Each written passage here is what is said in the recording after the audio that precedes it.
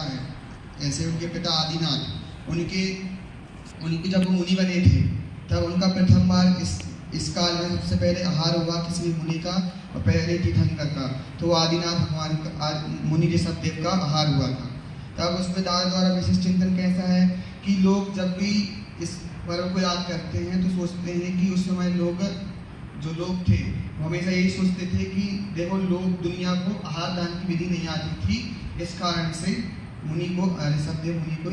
मतलब 6 महीने ने तप किया, 6 महीने तक आहार लेने आया, आहार नहीं मिला। सब यही सोचते थे कि दुनिया को नहीं आता तो निमित्त को सब दोष देते थे। दादा ने बताया कि 5 समवायों में 4 तो उपादान योग्यता वाले हैं, एक निमित्त है, तो निमित्त को मुख्य देते थे, और दादा ने इसमें 4 उपादान की योग्यता दी। अब दादा ऐसे प्रश्न उठाते हैं कि देखो भरत,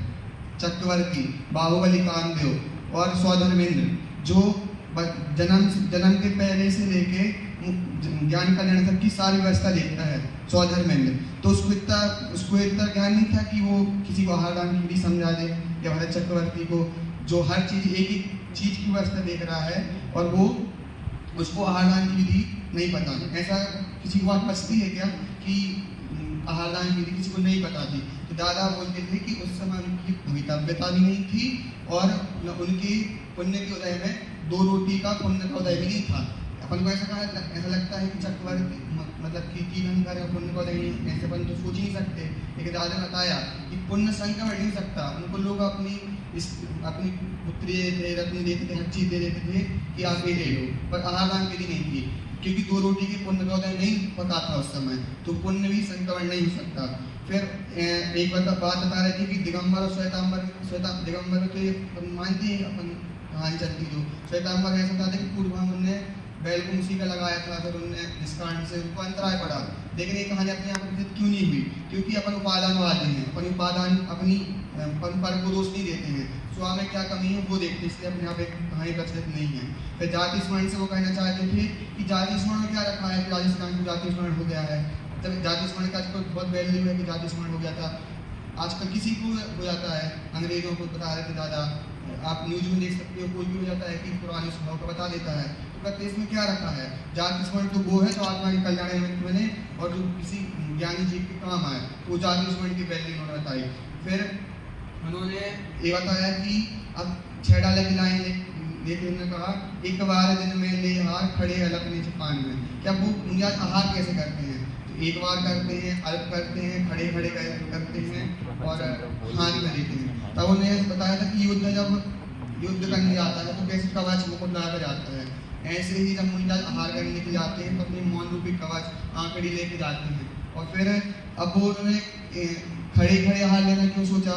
क्योंकि अब उन्होंने जब दोनों तर्क प्रस्तुत किए थे कि जो ग्रस्त है उसको तो बैठ के करना चाहिए और मुनियों को तो खड़े होने, क्योंकि उनको शांति, क्योंकि ग्रस्ती में आ रहे हैं। काजली कोटली को उदाहरण ले रहे थे कि जो ग्रस्त है ना, ये जंगल में रहे तो मच्छर वगैरह जो है उससे ही काटते रहे, माथा खाते हैं, और यदि यहाँ पर रहेंगे तो इनके जैसे हो जाएंगे, तो इसलिए उनको बैठने का भी मन नहीं होता है, इसलिए वहाँ पर खड़े करते हैं और कम करना होता है इसलिए खड़े। और कैसा करते हैं? अल्प करते हैं, क्योंकि उनको और चीज़ों आत्मा का ध्यान करना है, तो सब 25% हिसाब से 25%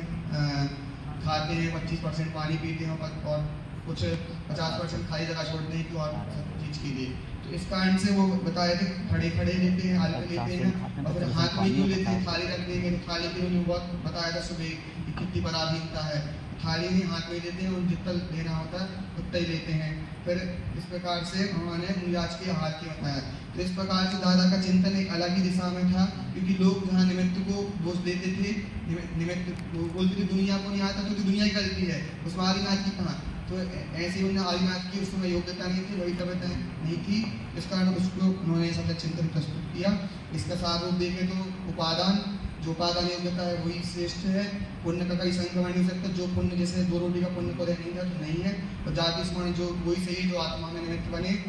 और दिन में और जो इसके पहले आज में कहानी सुनाई कि जब नहीं हम उपकार करें, जो उस समय राजा श्रीयांश के जो इतने जल परिणाम हुए थे, तो वो राजा श्रीयांश बना और उन्हें हाथ दिया और उसका ही मोक्ष हुआ। और उस समय नेवला वगैरह थे, उन्होंने भी अनुमोदना भाई, तो उनसे भी उनको मतलब कि आगे अच्छी मतलब कि जरूरी नहीं कि काम करने के लिए हम वही करें, अनुमोदना फ्लिपकार्ट अनुमोदना बराबर वो लगता है। फिर प्रशिक्षण इससे बताया था दादा कि हम जो पंचकर्म विधि करते हैं प्रशिक्षण ही है कि मुनि राज को हार कैसे है, कैसे करना चाहिए, कितना शांत बैठना चाहिए और हमें तो शुद्ध भोजन लेना चाहिए क्योंकि मुनि राज कभी जब भी आ जाए तो उनको उद्दिष्ट भोजन का दोष ना लगे। और अच्छा बोल रहा था कि तुम नया चिंतन प्रस्तुत करो। दादा के चिंतन का एक अलग ही वो है कि दादा ने सोचा है, मतलब एक लीक से हट के सोचा है, मतलब उनने